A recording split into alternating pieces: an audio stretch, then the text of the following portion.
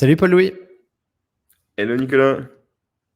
Paul-Louis Vénard. Paul-Louis, je suis ravi de t'avoir dans le podcast Comptoiria. Tu es mon 48e invité. Ça avance, ça avance. Exactement. Euh, toi, Paul-Louis, donc tu es le cofondateur de Phospho, une boîte qui commence à faire pas mal parler d'elle et je pense qu'il va faire parler de plus en plus d'elle parce que tu nous diras, il se passe pas mal de choses, il y a plein de bonnes nouvelles. Toi, tu as travaillé aussi un petit peu au BCG, tu as fait X, tu as passé du temps à Berkeley. Donc en fait, je te reçois vraiment dans la foulée d'un épisode qui avait cartonné, qui était celui que j'avais fait avec Rita. Euh, et, euh, je compte sur toi aussi, Paul-Louis, pour nous faire vivre un petit peu l'ambiance de San Francisco, de la Silicon Valley, donc en novembre 2023, dans ce boom de l'IA. Ça phosphore dans tous les sens sur l'IA. Et non, et dans tous les cas, surtout en fait, merci beaucoup d'être parmi nous, Paul-Louis, et on va se faire un super épisode. Merci beaucoup de l'invitation, Nico, avec grand plaisir pour répondre à tes diverses questions et essayer de transmettre la vibe de San Francisco. Trop bien. Donc tu es à SF avec le FOG et tout ça. Tu es là-bas depuis combien de temps, Paul-Louis? Donc on est arrivé tout début novembre pour un peu les gros événements du mois, donc notamment le Dev Day de OpenAI. Bien sûr. Et puis on était pris dans un incubateur, donc c'était l'occasion de revenir là-bas pour aussi cliquer l'écosystème et puis voir ce qui se passe et se tenir au courant, comme tout évolue quand même malgré tout un petit peu plus vite là-bas. Ouais. Donc voilà. Ouais, donc exactement, le Dev Day d'OpenAI, tu étais content donc d'être ASF pour cet événement qui a été quand même, enfin franchement, ça fait penser aux premiers événements de l'iPhone avec Steve Jobs il y a quelques années. Donc en termes d'emballement, comment est-ce que ça s'est passé? C'était quoi l'ambiance? C'était assez amusant. C'est-à-dire il y avait une agitation autour de cet événement qui était assez importante avec toutes les boîtes qui faisaient des meet-up dans leurs locaux pour des retransmissions en fait de la conférence. Tu vois, que ce soit Excellent. chez Microsoft, chez Twilio, Mhm. dans les bureaux de tout le monde. C'était assez marrant. Et donc tout le monde était un peu estomaqué de leurs annonces et vraiment impressionné parce que tout le monde s'attendait à des gros trucs, mais à ce qu'il y en ait autant, je Ouais. pense pas. Et puis ce qui est assez marrant, c'est aussi la contre-scène un peu open source, un peu hippie de SF, qui en parallèle a essayé d'organiser un maximum d'événements pour faire pas mal de bruit. C'est-à-dire que Ah le oui. soir, tu avais toutes les équipes de No Research et de pas mal d'autres boîtes qui ship du modèle open source qui avaient organisé une contre-soirée qui s'est prolongée pas mal de temps, assez tard dans la nuit.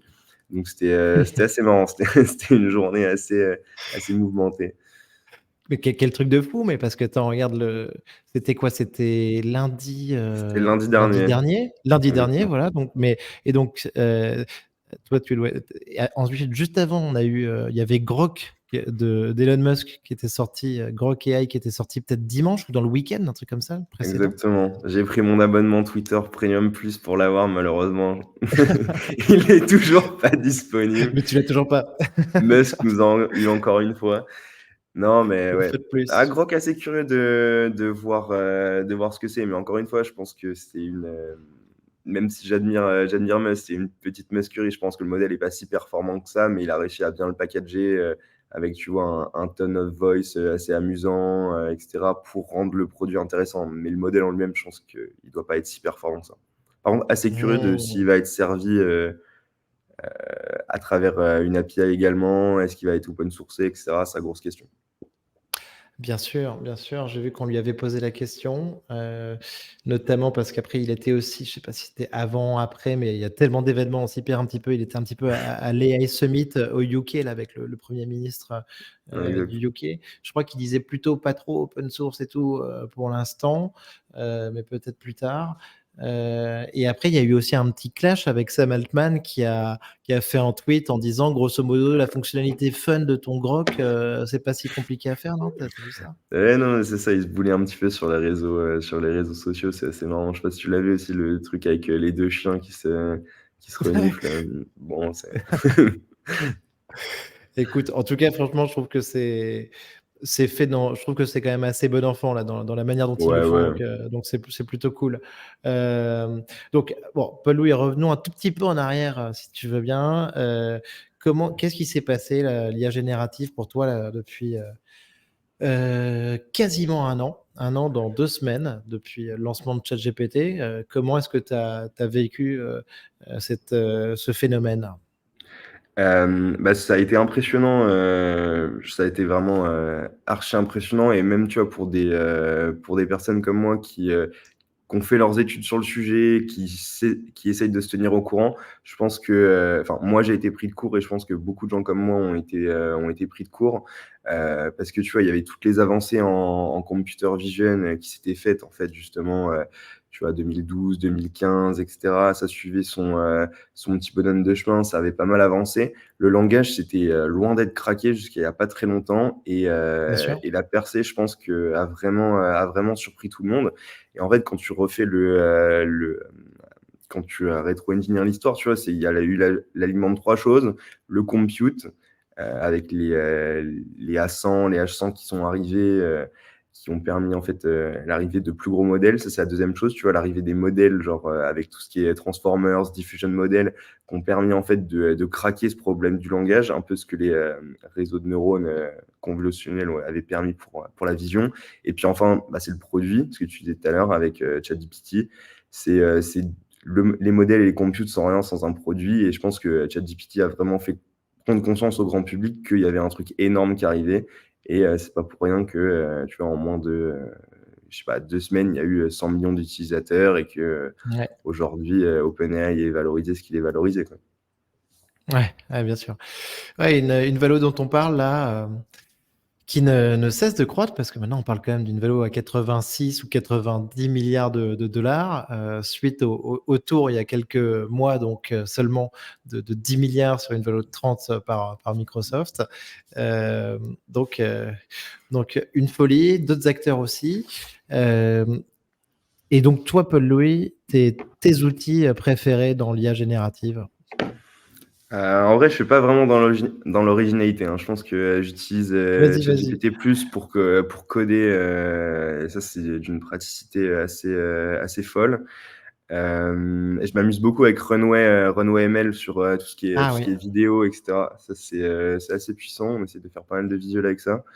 Cool. Et puis voilà, tu vois, ce que j'aime beaucoup, c'est, Cursor Runway, aussi qui est, Runway Paul-Louis, je rebondis parce que j'ai ouais. vu hier soir le Motion Brush qui a l'air pas mal du tout, ça. T'as vu ça?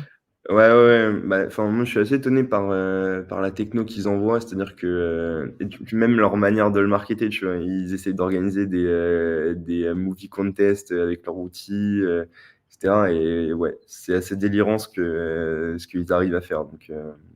Hmm. Donc assez Attends, et tu impressionnant. parlais d'un autre outil après? Ouais, Cursor, c'est un outil de code, c'est un IDE un peu comme Visual Code Studio, mais qui intègre bien mieux les outils d'IA. Donc, je sais pas si tu connaissais, mais De assez nom. pratique. Ouais, cool. Ah ouais, trop bien. Ok, super cool. Est-ce que ChatGPT a passé le test de Turing selon toi? Complètement, complètement. Bah, simplement, je pense que ça revient un peu à ta première question. L'idée, c'est juste de revoir un petit peu ces standards. Tu vois. Le test de Turing, tu vois, c'est les années 50, Imitation Game, etc. L'idée, Hmm. c'était, bon, si on considère qu'une machine imite le langage, alors elle sera aussi intelligente que l'humain. Et au final, on s'aperçoit que c'est juste pas le cas. Il faut juste revoir nos standards et repousser la barre plus haut. On a des machines qui sont capables d'imiter le langage, pour autant, elles sont pas capables, tu vois, Ouais. elles sont pas conscientes, la GI est pas encore là. Pour autant, le Hmm. test de Turing est craqué. Ah ouais, tu as raison. Tu raison, en fait, je suis tout à fait d'accord. Harari le dit, mais on le sait, on a hacké le langage. Tu le disais tout à l'heure, ça nous semblait être une frontière, super compliquée il y a encore, 2 ans. Et donc en fait, par rapport à ça, oui, oui, le test, il est dépassé. Donc il faut peut-être des nouveaux tests aussi, d'une certaine manière? Complètement, ouais. Bah, complètement. Tu vois, ça, c'est une grosse question, que ça soit vraiment à ce niveau-là de «mesurer» entre guillemets, la GI et cetera et même, tu vois, au niveau, juste, benchmarker les modèles actuels. Tu vois, on voit très bien que les benchmarks actuels, de manière hyper simple, sont pas du tout suffisants et satisfaisants pour mesurer la qualité des modèles. Bien Donc sûr. gros sujet. Ouais, ouais ouais, ouais, tout à fait et je pense qu'au final, donc c'est quelque chose dont tu es pas trop loin avec ta solution Phospho ou en tout cas, que tu es obligé de réfléchir un petit peu à ça. Heu et donc Paul-Louis, est-ce que tu peux nous présenter Phospho? Et je sais que Phospho, donc ça cartonne. Il y a plein de bonnes nouvelles, à annoncer, plein de belles choses sur lesquelles, vous travaillez, donc c'est trop cool. Hem, Vous avez fait, une petite levée de fonds. Là, vous êtes, au dans la Silicon Valley, mais je sais que ce chemin aussi, ce parcours, ça a été aussi pas mal de pivots différents. Ce qui est tout à fait compréhensible et même normal, avec la chaîne de valeur mouvante, organisée par OpenAI. Mais donc, est-ce que tu peux nous présenter un petit peu Phospho et par quoi vous êtes passé et vers quoi vous vous dirigez maintenant? Complètement, ouais. Donc en quelques mots, Phospho, l'idée c'est de se dire que, toute Avec ton la nouvelle associé, Pierre-Louis, c'est ça? bien sûr. D'ailleurs? Oui. Complètement. Non, c'est ça. Donc Phospho, ouais, donc l'idée, c'est de se dire qu'il y a toute une nouvelle brique applicative, liée au modèle de langage qui va apparaître et qui va avoir besoin, comme à l'époque des sites web, comme à l'époque des applications mobiles, en fait, d'une brique d'analytique qui va permettre, en fait, à la fois aux développeurs, mais également aux product managers, de comprendre, en fait, comment leur outil est utilisé, d'en extraire des insights business, des insights, produits également. Et c'est là-dessus que, tu vois, ils vont être capables de bâtir une boucle de rétroaction pour améliorer le Mmh. produit en continu, ouais. Bien sûr, oui, oui, donc évidemment, on a un gros besoin d'analytique, qu'on peut imaginer. Heu, donc, on parle par rapport à ça, sur en fait, toutes les applications, qui sont, sur, l'IA générative, toutes les applications qui travaillent avec un modèle, en fait? Complètement, en fait, que le modèle soit, entre guillemets, «customer» ou «client facing», c'est-à-dire qu'il y ait une interface conversationnelle ou que le modèle, en fait, soit uniquement entre guillemets, «en back-end». Mmh. Nous, enfin, Phospho, c'est un outil que tu peux brancher et qui va essayer de te générer, en fait, des métriques, les métriques dont tu as besoin. L'idée, c'est que ce soit Mmh. un outil qui soit personnalisé et qui s'adapte, en fait, chaque IA générative étant, justement, souvent adaptée, fine-tunée, augmentée par des RAG et cetera. L'idée, c'est de se sortir les métriques qui font sens pour toi et que tu as envie de regarder. Mmh, trop bien. Est-ce que vous avez déjà est-ce que l'outil est déjà opérationnel sur certaines, solutions justement, certains modèles? Ouais, ouais, complètement. L'outil est live, donc là, on doit être, sur une petite dizaine de boîtes. Mmh. Donc tu vois, ça va vraiment d'un shopping assistant, IA, tu vois, classique où tu poses des questions sur un catalogue de produits, il va être capable de te répondre. À de l'autre Ouais. côté, un agent qui va être, capable de répondre au téléphone, dans des Mmh. cliniques quand les secrétariats sont fermés. Tu vois, Ouais, ça permet de répondre et de monitorer en fait bien une sûr. palanquée d'usages et c'est ça qui est assez intéressant, tu vois? On voit les différents use cases, sur quoi les gens bossent Mais et alors ça, OK, mais donc ça alors le 2e cas en tout cas, il me parle, beaucoup. Je le trouve super intéressant, super clair. Donc tu disais donc des agents en fait qui répondent, grosso modo au téléphone, hem, dans une clinique. Donc ça veut dire qu'il va y avoir une interaction d'une personne avec cet agent, grosso modo. Heu pour avoir peut-être des informations, prendre rendez-vous, je sais pas, enfin une liste, certaines actions possibles. Et en fait, donc toi, enfin vous, Phospho, vous allez mesurer un petit peu les différentes interactions, le churn, la satisfaction, un peu donc l'expérience client là-dessus. Com complètement, ouais. Nous, tu vois, on se brande pas mal comme le Content Square, de l'ère LLM. Mmh. Effectivement, ouais, l'idée, c'est de permettre, en fait, aux développeurs, d'améliorer la customer experience, en fait, de ces outils conversationnels. Et comme tu disais, sur l'outil des agents, enfin, sur l'utilisation des agents, là, pour répondre au téléphone, dans les cliniques, l'idée, c'est de mesurer, tu vois, de classifier les tâches déjà. Est-ce que c'est donner des informations? Est-ce que ça va être prendre un rendez-vous? Est-ce que, tu vois, l'interaction, ne serait-ce que ça, est-ce qu'elle a été à son bout? Est-ce que vis-à-vis des guidelines qu'on lui a fournis, la réponse de l'agent a été satisfaisante ou non? Est-ce qu'il n'y a pas eu d'hallucination aussi, tu vois? Ça, c'est plus comme en fait, c'est une application plus mission critical, il y a beaucoup plus d'enjeux de safety que, si par exemple, justement, ce que je te disais, le AI Shopping Assistant raconte des conneries, c'est grave, mais c'est moins grave que sur une clinique. Donc, voilà, tu vois, tous ces sujets-là qu'on essaye de monitorer pour que en fait, derrière, les équipes tech, soient capables de modifier leur compte système, d'améliorer les différentes choses pour qu'au final, tu vois, le service soit vraiment au niveau, d'une vraie secrétaire ou d'un vrai standard d'accueil, dans ces cliniques-là, ouais. Écoute, c'est super intéressant. Déjà, Content Square, je pense que c'est un très bon exemple parce que c'est quand même une réussite extraordinaire, donc française en termes de chiffre d'affaires, de nombre de clients. Et en effet, je pense qu'ils ont vraiment fait progresser l'expérience client à plein de niveaux. Euh, et ce que je te dirais aussi, c'est que c'est sûr que par rapport en fait au cas de l'assistant vocal dont tu parles sur la clinique, on peut imaginer que là, je connais quelques boîtes, quelques copains autour de moi qui ont des projets un petit peu là-dessus sur ces assistants vocaux. Mais ça nous semble encore être un peu de la science-fiction, hein. On avait vu l'assistant vocal pour la vente de Tesla, là, de véhicules Tesla et la prise de rendez-vous récemment. Il y a quelques solutions comme ça, mais on se dit que quand ça commence à marcher vraiment et à se mettre en place, ce truc-là, ça peut partir comme une traînée de poudre, qui peut y avoir des millions et des millions d'agents qui font gagner un temps de dingue sur les serveurs en fait vocaux. Et là, je comprends tout à fait le besoin de mesurer tout ça. Ouais, complètement. Bah, ce que tu dis, c'est assez marrant parce qu'en fait, on est pas mal biaisé, je pense, dans notre manière de voir les choses avec, en fait, tu vois, les boîtes vocales je sais pas, de nos opérateurs téléphoniques Bien sûr.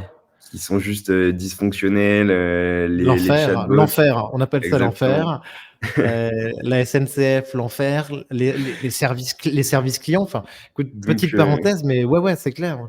C'est terrible tout ça. Mmh. exactement, tu vois? Tous les services clients, pareil, en fait, tu vois? Les interfaces conversationnelles, il y a un certain nombre de personnes qui s'arc-boutent parce que tout le monde a encore en tête l'expérience des chatbots qui se sont démultipliés, en fait, il y a une dizaine d'années et qui sont, en fait, complètement broken. Donc pour beaucoup de gens, effectivement, comme tu disais, en fait, que ces services-là soient vraiment fonctionnels et vraiment utiles, ça reste de la science-fiction, mais on va y arriver plus vite qu'on ne le pense, ouais. Mmh. Ouais, écoute, super intéressant. Et je pense qu'on va pouvoir peut-être en parler un petit peu justement avec les GPT. Euh, mais alors, donc on parlait des GPT, donc les GPT qui est une des annonces hein, de Sam Altman lors de la conférence Dev OpenAI de lundi dernier. Euh, donc des GPT qui te permettent de customiser ChatGPT pour un usage particulier, un store qui va être en rollout donc plus tard dans le mois, donc ça va arriver très vite, potentiellement 30 novembre, un anniversaire de ChatGPT si on parle de plus tard dans le mois. Euh, Plein de GPT et aujourd'hui après donc on va en parler un petit peu. Je sais pas comment toi tu l'as vécu, Paul-Louis. Quels sont tes espoirs dessus? Je te disais en préparant, moi j'étais un tout petit peu, je suis hyper enthousiaste évidemment sur OpenAI et ChatGPT. Là pour l'instant, ce que j'ai vu, je me dis bon, est-ce que j'ai vu une critique tout à l'heure, c'était les GPT d'aujourd'hui. Bon ben c'est juste des prompts avec un nom, quoi, grosso Mmh. modo. Tu vois des prompts qu'on aurait nommés. Mais je pense qu'on peut aller beaucoup plus loin, en effet. C'est sûr que pour l'instant, en fait, ils n'ont pas vraiment beaucoup de capacités, de possibilités, ces GPT. Euh, mais en tout cas, j'espère que ça va pas s'arrêter comme ce qui s'est passé sur les plugins, qui au final reste une, un- pour l'instant une foirade au niveau produit. Comment est-ce que tu vois ça, toi, les GPT, Paul-Louis? Ouais, non, bah, déjà pour revenir à ce que tu disais, le store, ça fait longtemps qu'on l'anticipe. Enfin, je pense qu'on n'était pas du tout les seuls, mais il y avait beaucoup de gens qui voyaient venir en fait un store, au-dessus de ChatGPT. Donc ça, c'était assez clair qu'ils allaient dans cette direction-là. Après, comment ils allaient le faire, ça c'était l'autre question. Et comme tu dis, je pense qu'aujourd'hui, ils ont retenu en fait l'approche un petit peu minimaliste, avec des GPT qui sont uniquement en fait, modulo Hmm. des gros prompt systems, tu vois? On a essayé parce que tu peux brancher aussi des actions dessus, ça on a essayé, Oui. c'est littéralement un enfer à faire. En revanche, ce Et que tu alors disais, attends, ouais, qu'est-ce que ça veut dire cette action justement? en gros, l'idée, c'est à travers cette Ouais. action-là, tu peux lui faire un call, donc enfin, tu peux lui faire passer des calls API, donc éventuellement brancher Mm. sur d'autres services. Mais, tu vois, dans la manière dont c'est intégré, en fait, c'est hyper, d'une, c'est Ah ouais. un enfer à intégrer et de 2, tu vois, ça marche pas très bien, Hmm. pour pas mal de raisons. D'accord. En Hmm. revanche, là où ils ont été vraiment pas mauvais, c'est sur une autre couche applicative qu'ils ont sorti, c'est tout ce qui est, enfin leur function calling un peu amélioré qui s'appelle les assistants, où, Tout à fait. où ça risque de pas mal modifier la manière dont on pense, les applications, qui font appel à ChatGPT, enfin à GPT-4 pardon. Tu vois, je pense qu'avec ça, ils ont Ouais. sorti leur framework pour construire des agents, un peu comme tu as pas mal de gros frameworks open source qui existent, du type LangChain, il y a Mindex, etc. Ouais.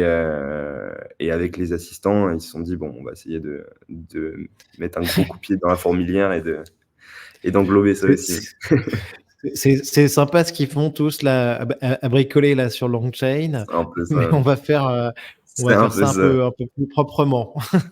C'est complètement ça. C'est quoi ta vision là-dessus, tu sais, sur le classique? Alors, moi personnellement, je partage pas du tout ça, mais il faut pas être non plus naïf. Mais sur le classique, à chaque fois que OpenAI fait ses annonces, il tue un bon milieu de start-up, là, tu vois, à la fois avec les GPT plus les assistants, quoi. Comment est-ce que tu vois ça? En vrai, c'est assez étonnant parce que, enfin, je suis assez étonné à chaque fois de comment, OpenAI remonte la chaîne de valeur quand même. Parce que, tu vois, initialement, c'était une boîte qui shippait uniquement un modèle. Ensuite, ils sont passés aux produits.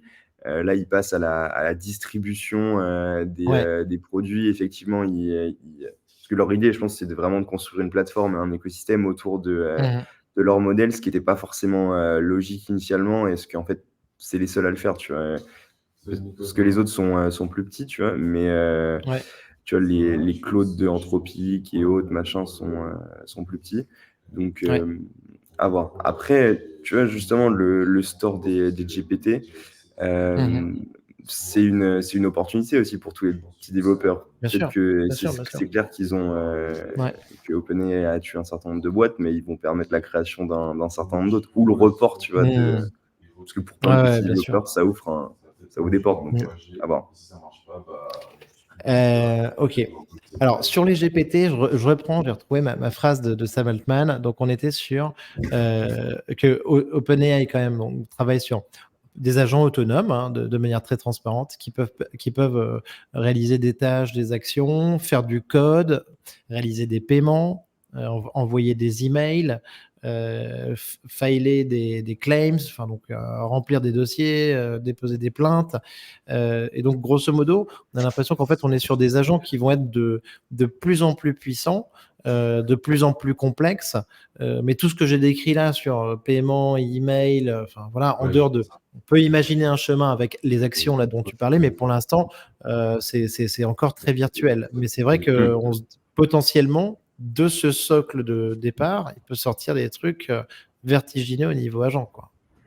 Complètement, ouais. Bah, déjà, en fait, ce qu'il faut avoir en tête aussi, c'est que le modèle en lui-même de OpenAI, en fait, c'est entre guillemets plusieurs agents mis côte à côte. Genre, ils sont Ouais, pas du c'est tout vrai. release leur architecture de modèle, mais ce qui se dit, en fait, c'est que c'est plusieurs modèles experts qui sont fine-tunés sur justement ce que tu disais, du code, Ouais. un plus réponse de langage, un plus j'en sais rien.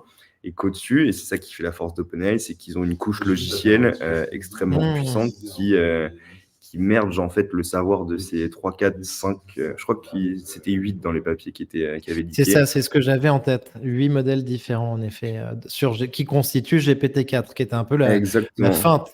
Ouais, ouais, tout à fait.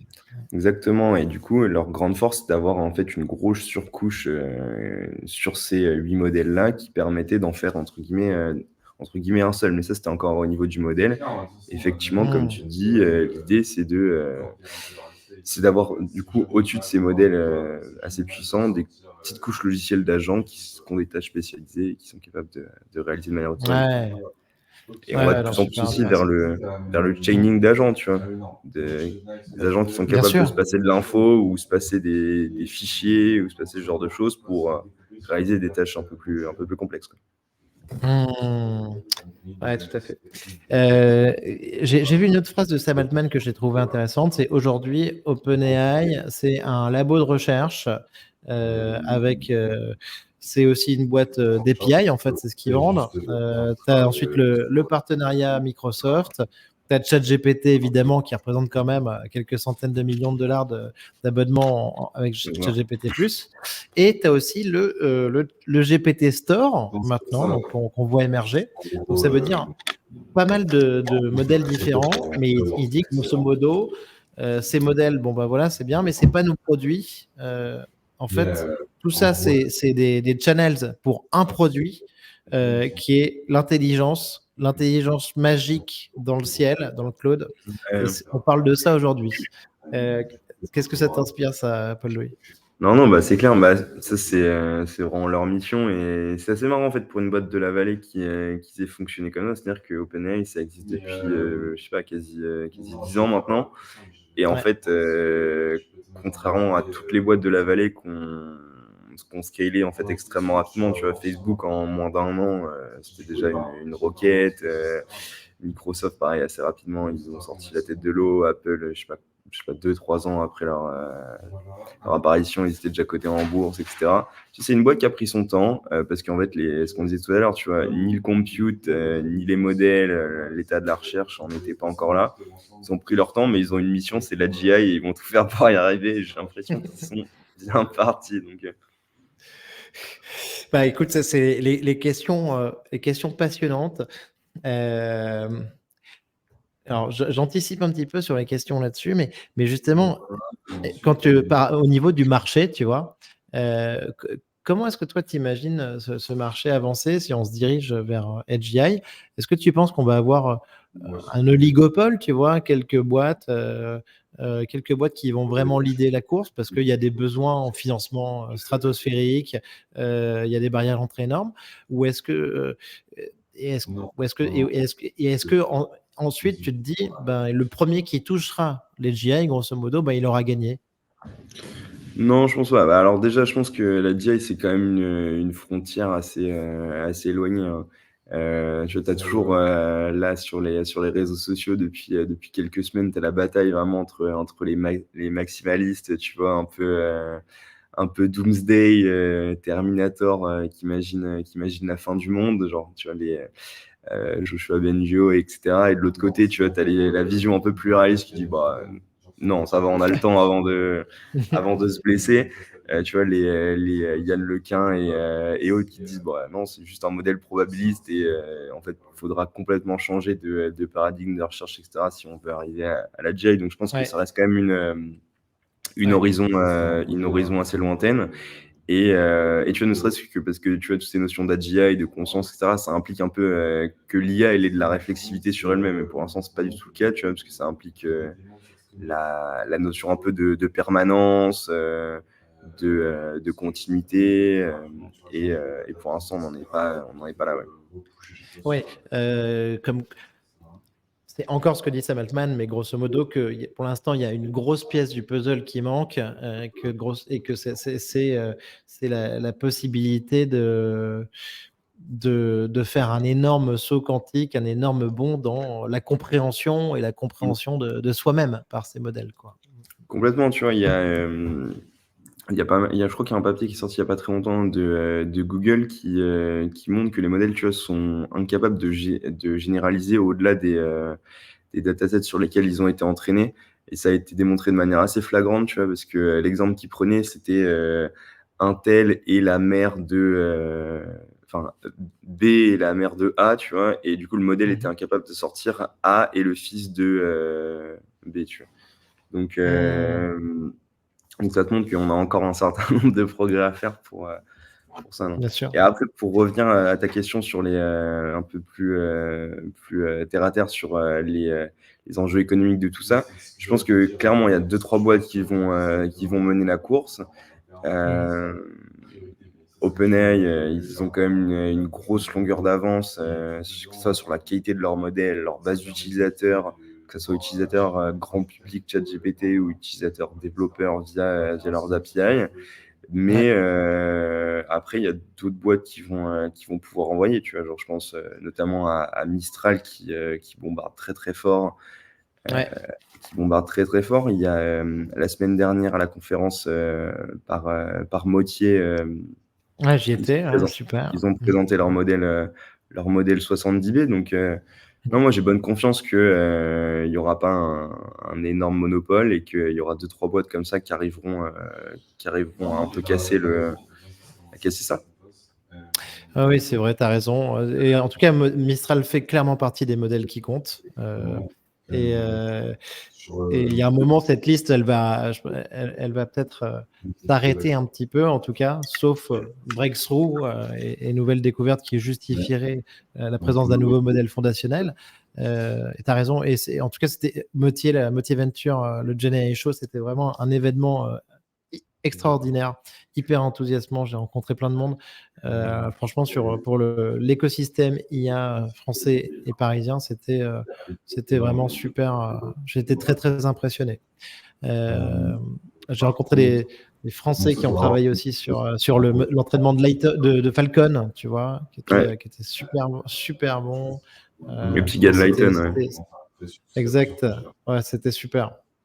Euh, Paul-Louis, allons un petit peu maintenant, si tu veux, sur les enjeux sociétaux.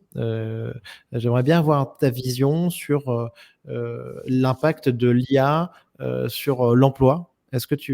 Quel est ton avis là-dessus? Est-ce que tu penses que ça va détruire des emplois à court terme, ou est-ce que tu penses qu'on va recréer plein d'emplois, et quel va être selon toi l'impact sociétal? Alors je pense que là-dessus, je suis peut-être pas tout à fait réaliste, mais moi là-dessus, je suis un peu un éternel optimiste, avec vachement une Hmm. vision, tu sais, l'innovation destructrice, Ricardo Schumpeter, Schumpeter, et très bien. exactement.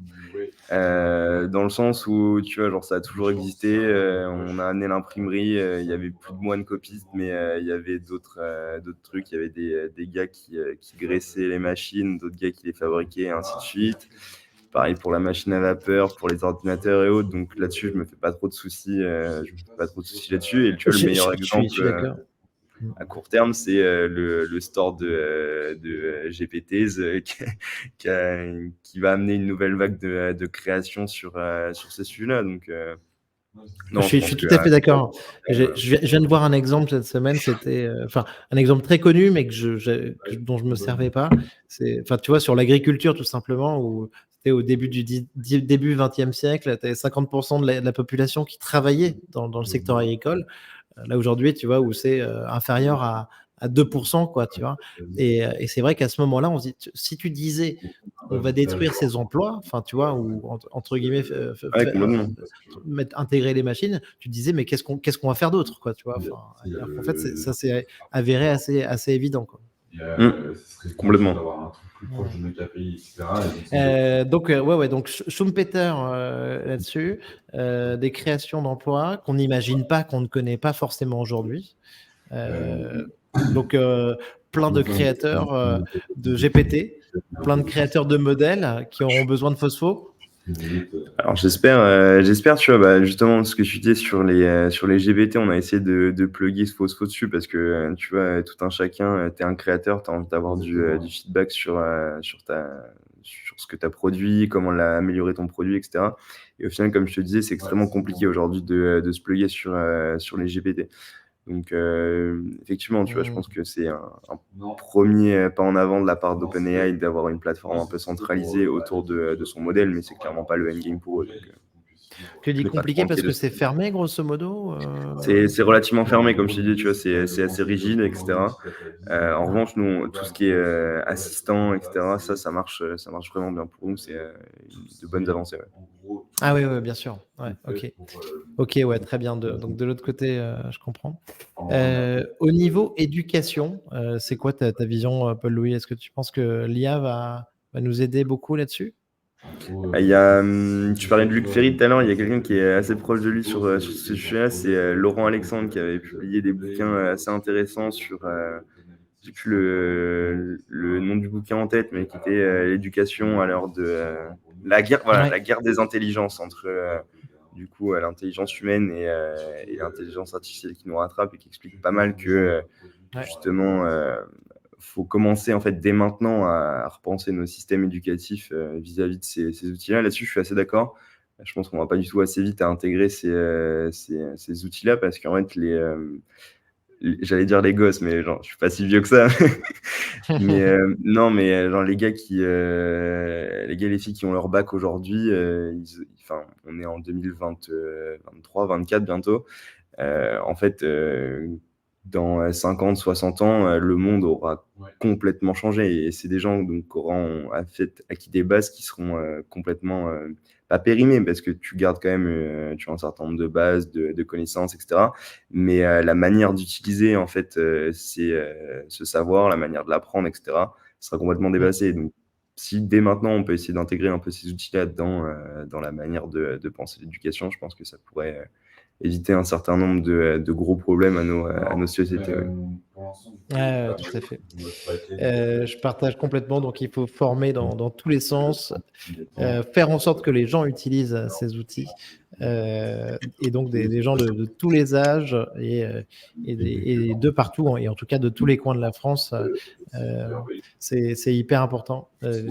D'ailleurs, enfin, j'en profite pour faire une micro promo, mais qui va dans ce sens-là, c'est que le 24 novembre, il y a un très gros événement qui est organisé à Marseille, donc l'AIM, Artificial Intelligence Marseille, Ok. auquel je participe, mais je trouve que c'est super important parce que tu vois, jusqu'à maintenant, tous les événements en France étaient à Paris et je suis bien placé pour le savoir.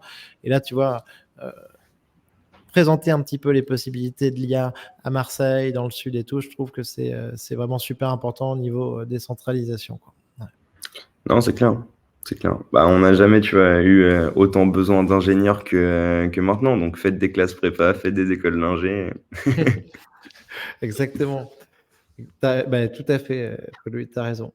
Alors maintenant, j'aimerais te redemander un petit peu donc, l'ambiance là dans la Silicon Valley. Ça se passe comment là? Est-ce que tout le monde, bosse sur ces sujets? Est-ce que c'est facile, difficile de se loger, dans la Silicon Valley? Est-ce qu'il y a des hacker house, des AGI house? Qu'est-ce qui se passe, quoi?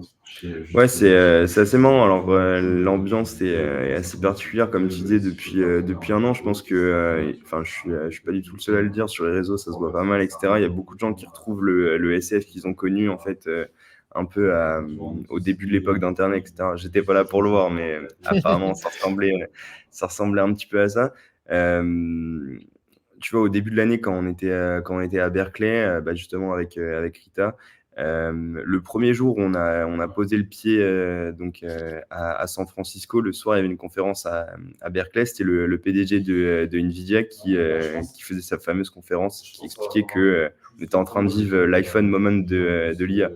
Et en fait, Ah ouais. c'était un peu le top départ de tous les jours. Après, il y avait des annonces, il y avait des événements. Et pour rejoindre ce que tu disais, effectivement, il y a des meet-up, il y a littéralement des meet-up tous les jours. On a vu Nat Friedman l'autre jour, l'ancien Ouais. CEO de GitHub qui a shippé Copilot.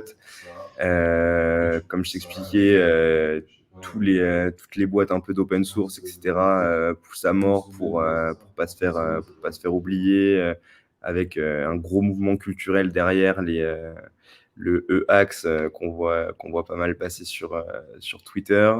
Et Et ça, puis et ça, tu le effectivement, vois pas mal là-bas? ouais, ouais, enfin, les gens s'en revendiquent ouvertement. C'est assez drôle. Euh, Avec des endroits un peu symboliques, tu vois ce que tu disais, la GI House qui est du côté de Redwood, donc qui est une énorme baraque. Je sais pas d'où sortent les fonds. Bon, ça doit être un ou deux founders un peu successful là-bas qui ont racheté une villa en fait et qui est ouverte à 4 vents, 24/7. Et donc, tous les week-ends, il y a des hackathons. La semaine dernière, il y en avait un avec Poe, qui est Ah oui. la branche GI de Cora par l'ancien CTO de Facebook. Et puis sinon, non, en journée, tu peux aller manger là-bas et puis bosser un peu. Donc c'est assez marrant Toi, t'y d'avoir es un allé? peu de ralliement. Ouais, il a été un petit Ah, peu. c'est trop bien.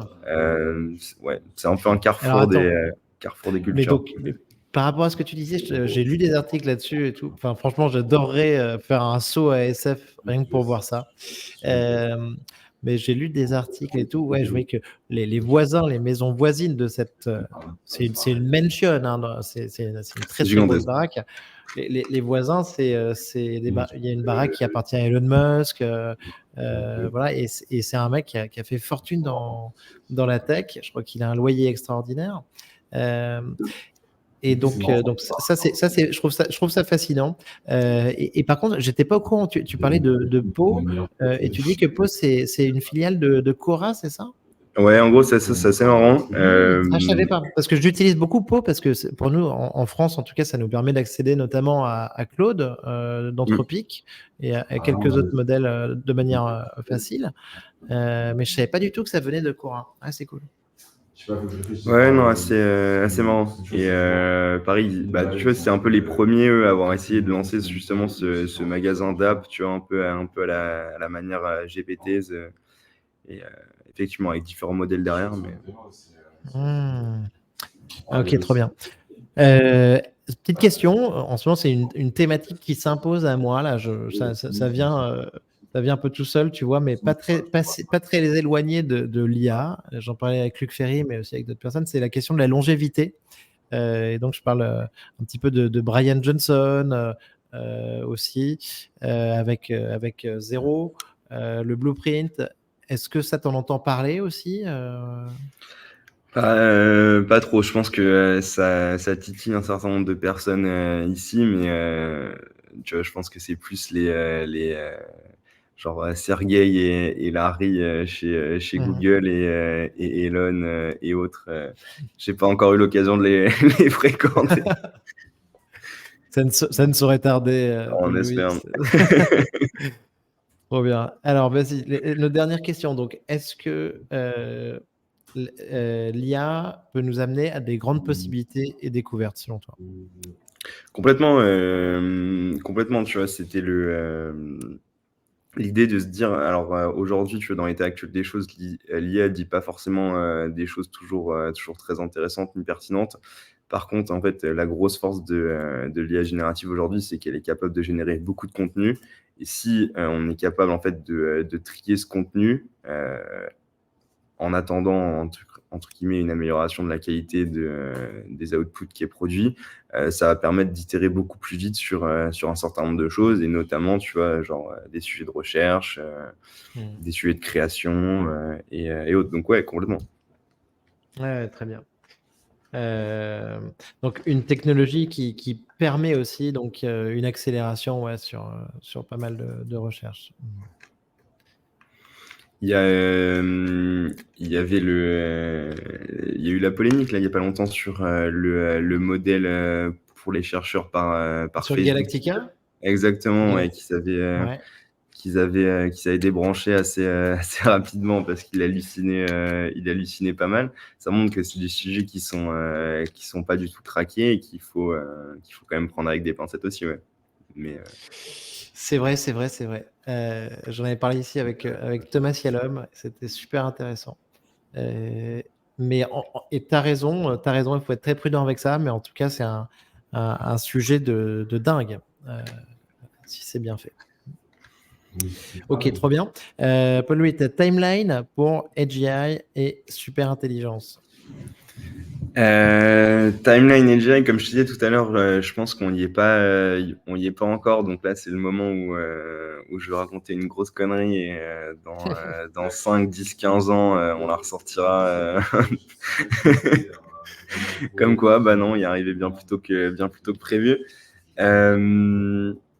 Non, ouais, moi, tu vois, je pense que je t'aurais dit dans les 2050 et compagnie, tu vois, une IA Mmh. vraiment consciente d'elle-même. Ouais, ouais.